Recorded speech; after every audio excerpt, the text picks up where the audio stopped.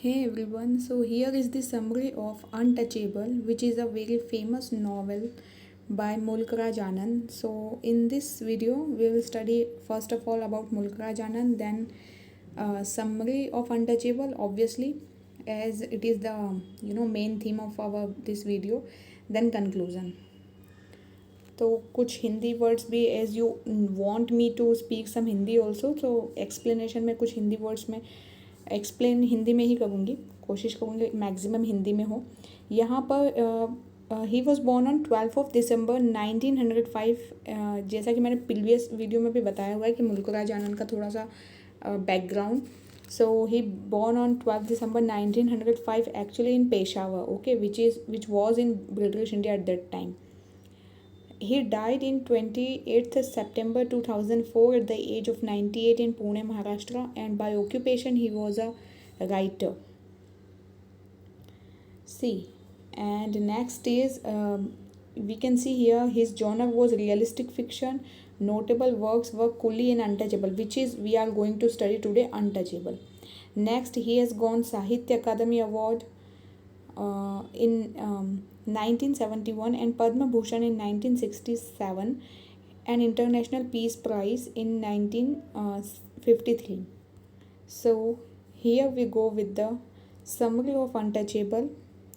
Here are some points. तो अभी ये वन बाय वन एक के बाद एक सारे स्लाइड में देखते हैं. पहला है आपका starting of novel. So how it starts.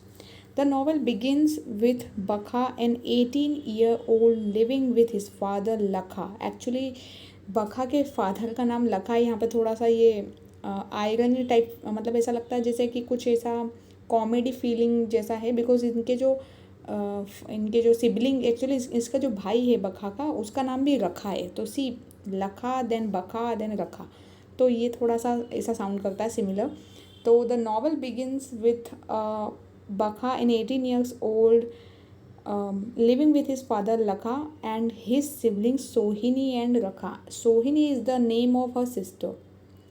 The family lives in outskirts of village in the India in the 1930s. Actually 1930s के टाइम पे 1930 के आसपास की स्टोरी मुल्क राज आनंद ने लिखी है. तो outskirts of a village means village के एरिया के बाहर की जो बाउंड्रीज होती है ना इंडिया में, वहाँ का ये सीन क्रिएट करते हुए उनकी फैमिली वहाँ रहती है, ऐसा बताया है. बखा लखा हैं, उनके 3 बच्चे हैं, Bakha then Rakha and Sohini also.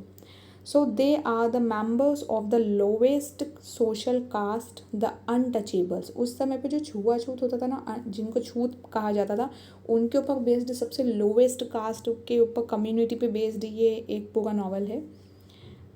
Who performs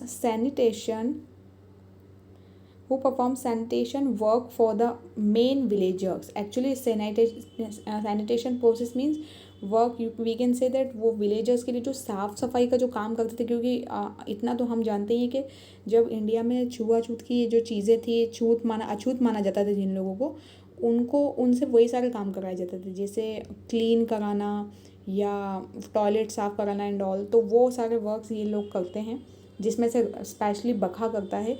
who perform sanitation work for the main villagers, rendering them too low to be included in society. Actually वो उनको ऐसा रेंडर करने की कोशिश करते हैं. Render means to give help और to cause somebody to be in a certain condition. Means ऐसा उनको एक्चुअली उस कंडीशन में ही रखते हैं पूरे टाइम के you are born for cleanliness only. Okay, then Bakha dreams of assimilating to British culture. Assimilating means he want, उस चीज़ को वो आत्मसात करना चाहता है ब्रिटिश जो कल्चर है उसको, क्योंकि बखा एक्चुअली बहुत बड़ा फ़ैन है जो ब्रिटिशर्स जिस तरह से चल के आते थे अपने रॉब में बिल्कुल, तो ही actually want to be like them and often saves the meager earnings to be able to buy second hand British clothing. See, वो second hand British कपड़े भी खरीदता था और pretend to be one of them, और ऐसी कोशिश करता था कि वो उन्हीं में से एक दिखाई दे. Then next is about here about Bakha's new inspiration. So Bakha meets, अब उसके बाद में क्या होता है, अभी आपको इतना एक थोड़ी स्टार्टिंग समझ आ गई होगी, आई होप सो, कि किस बारे में है story. Then Bakha's new inspiration, Bakha meets a famous hockey player which is whose name is Havaldar Charat Singh. तो ये जो हवलदार चरत सिंह है ना, ये बहुत ही बड़ा उस समय का हॉकी प्लेयर है।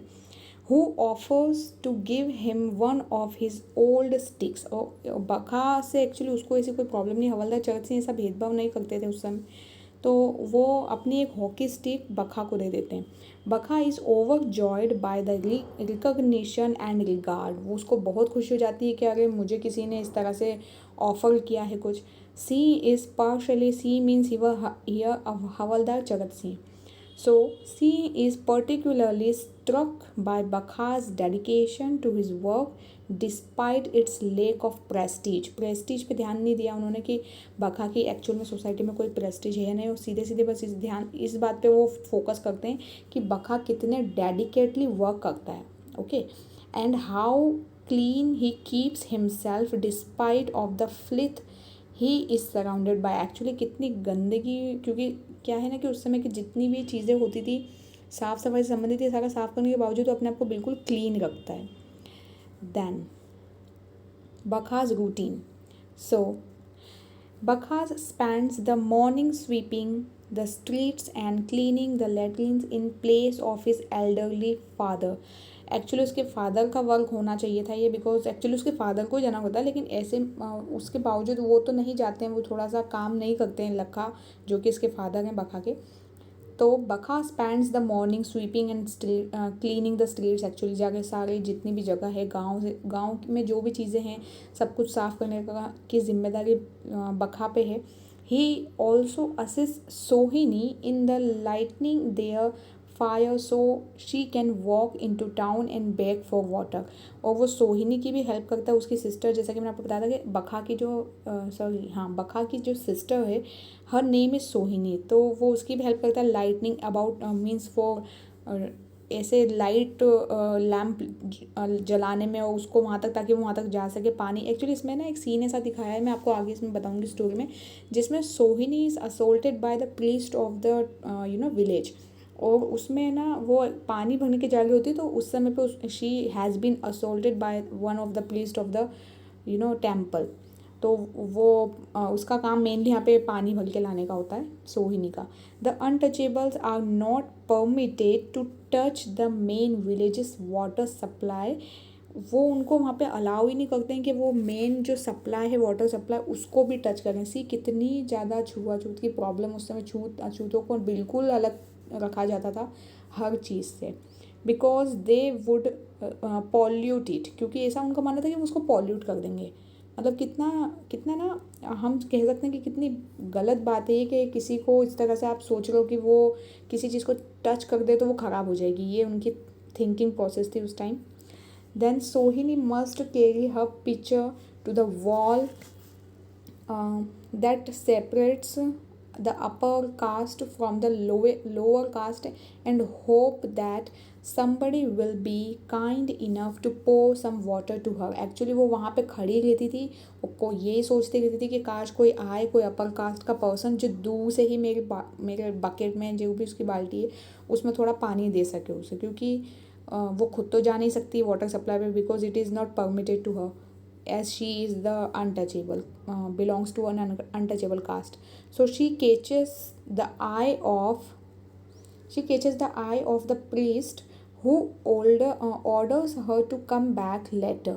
और क्या होता है ना कि फिर वो क्या एकदम से किसी प्रीस्ट की सोहिनी पे नज़र पड़ जाती है। अब वो जो प्रीस्ट है वो उसको बाद में आने के लिए ऑर्डर करता है। Then sweeps the courtyard, और वो ये भी बोलता है उसको कि आप आके ना हमारा जो कोर्ट यार्ड है, जो मतलब जिसे कहते हैं ना आंगन, जिसको कहते हैं घर, उनके घर के बाहर का आंगन, वो साफ़ करना। ही सेक्शुअली असोल्ट्स हर, जैसा कि मैंने आपको बताया था कि उसने कोशिश की कि ही सेक्शुअली असोल्टेड हर, उसको गलत तरह से टच करने की भी कोशिश करता है यहाँ पे जो प्रीस्ट है, which is very bad, because एक घड़ी तो आप ये कह रहे हो कि ये अनटचेबल अछूत है, इनसे दूर रहो, और वहीं आप ये सारी चीज़ें, तो और he was the priest actually. तो ये सारी चीज़ें ना एक्चुअली मुल्क राज अनंत ने अपनी बहुत सारी नॉवेल्स में इस तरह की जो रियलिटी है वो बताने की कोशिश की। जैसे मैंने आपको प्रीवियस जो मेरा वीडियो था उनका राइटिंग स्टाइल जब मैंने बताया था, मैं आपको इसमें लिंक डिस्क्रिप्शन में लिंक दूंगी उस वीडियो की, जिसमें मैंने writing style of Mulk Raj Anand, I have made the video on that also, you can see that. उसमें मैंने बताया कि किस तरह से जो उन्होंने अपनी सोसाइटी में प्रिवलेंट उस समय से लेके, मतलब आज़ादी से पहले से लेके आज़ादी के बाद तक जो भी चीज़ें प्रिवलेंट रही, अपनी सारी जो भी उनका राइटिंग रही है सब में उन्होंने वो मेंशन किया है। तो यहाँ पे भी इस तरह से उन्होंने बताया कि किस तरह से how that priest assault Sohini leading to Bakha's rage and in but inability to denounce a member of the upper caste. Actually अब ये बखा को ये बात बहुत ख़राब लगती है क्योंकि he is the brother of Sohini obviously, तो वो बियर नहीं कर पाता इस चीज़ को, उसमें बहुत रेज गुस्सा बहुत ज़्यादा उसको आता है उस समय, but actually he can't because he is unable actually, but he is unable to denounce the member of the upper caste, but लेकिन फिर भी वो कुछ उस पर्सन को कुछ कर नहीं सकता क्योंकि he belongs to the upper caste. So this is what about Bakha's routine. Then we come to continuity, what continues, see here. So Bakha must continue sweeping the streets. He gives in to his desire for treat and purchases sweets in the market. अब वो क्या करता है अपनी ना continuity को, उसको पता तो चलेगा कि भाई ये तो ऐसे ही चलने वाला है, तो थोड़ा सा नॉर्मल रूटीन में आने की कोशिश करता है वापस। कुछ एक दिन उसने कुछ स्वीट्स परचेस की थी मार्केट से। While he is enjoying them, जब वो उन स्वीट्स को एंजॉय करता, man accuses बखा of touching him. तो एक पर्सन को ना गलती से उस बखा का टच लग गया, तो वो एक्यूज़ करने लगे उनको, कुछ कुछ तो भी गलत शब्दों का प्रयोग करने लगे। And not announcing his untouchable status, और अपने उनका स्टेटस बताने लगे कि आगे you belong to the untouchable caste, so please stay away from me, like that. He strikes Bakha and knocks off his turban, shamming him and making him feel excluded again. तो उसको ऐसा feel कराने लगे कि तुम बहुत ही छोटी cast के पर्सन हो। Okay, Bakha continues with his day filled with rage that he can do nothing to defend himself. उसको गुस्सा तो बहुत आता है लेकिन he can't help it because they all belong to the upper caste, Then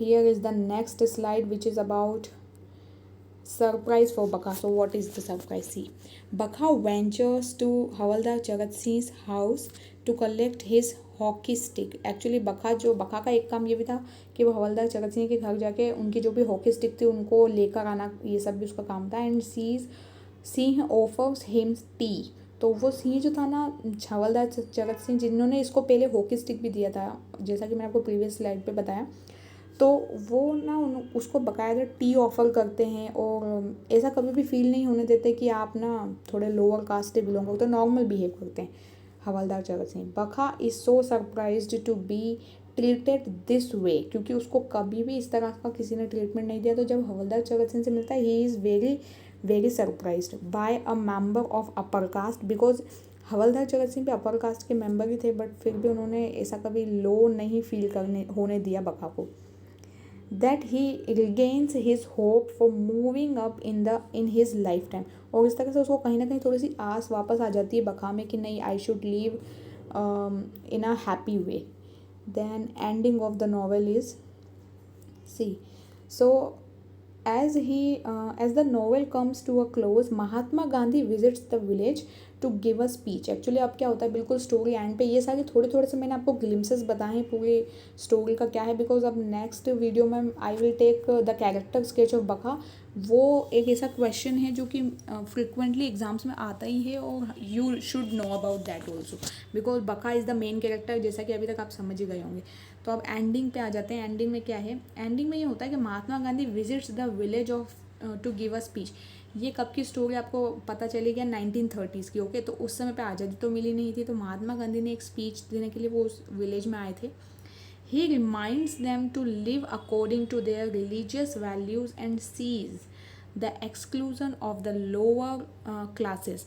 उस समय पे उन्होंने एक रिलीजियस वैल्यू को लेकर स्पीच दी थी और ये भी यही बताने की कोशिश की थी कि आप लोअर कास्ट को ना इस तरह से परेशान करना सीज कीजिए, cease in the sense to stop something. Okay, he argues that no Hindu person can be regarded as polluting others.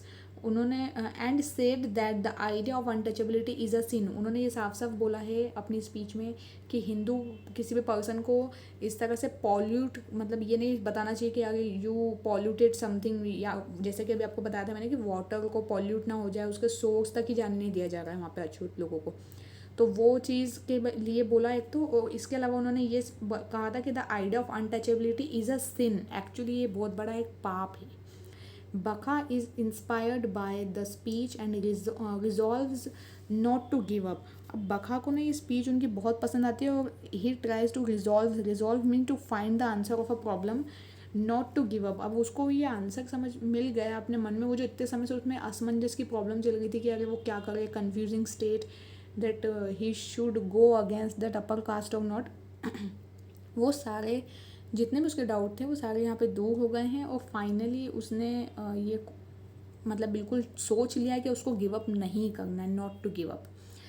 His final thought of is of his father and his need to share Gandhi ji's words with him. अब उसका final thought ये है कि वो अपने जो भी गांधी जी से उसने शब्द सुने हैं वो अपने फादर को बताए जाके, क्योंकि उसके फादर का ऐसा है कि जो चल रहा है चलने दो, कुछ बीच में मत बोलो, क्योंकि they are the upper cast.